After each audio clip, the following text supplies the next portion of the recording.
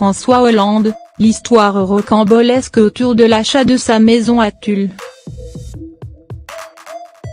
Retour aux sources.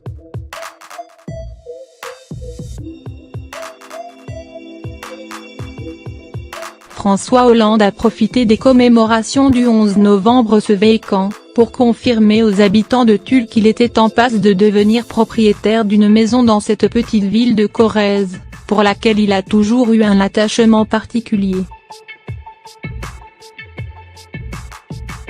Il faut dire qu'il a été élu député de la circonscription de Tulle pour la première fois en 1988. C'est donc, comme il le dit lui-même, une amitié de 30 ans qui le lie à la région. J'ai été longtemps réside de Tulle en tant que locataire.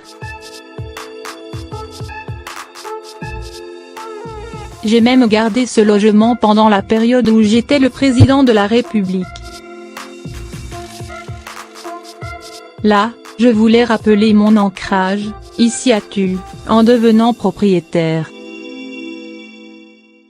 Après de nombreuses recherches et de longs appels, j'ai pu trouver la maison qui correspondait à mes vues, a-t-il confié au journal local La Montagne. Après de longues recherches, l'ancien président a donc finalement jeté son dévolu sur une demeure du 19e siècle, au cœur d'un parc de 3000 mètres carrés. C'est là, dans cette belle bâtisse, dont il a réussi à faire baisser le prix, qu'il compte couler des jours paisibles aux côtés de sa compagne, Julie Gaillet. Mais l'histoire de cette acquisition est peu commune.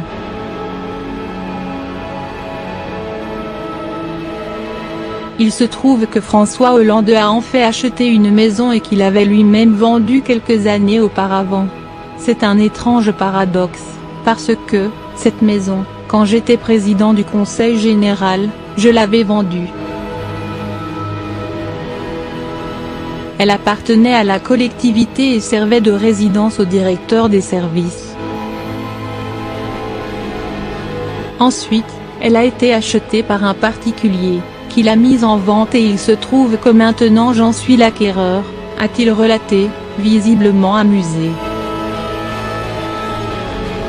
La boucle est bouclée.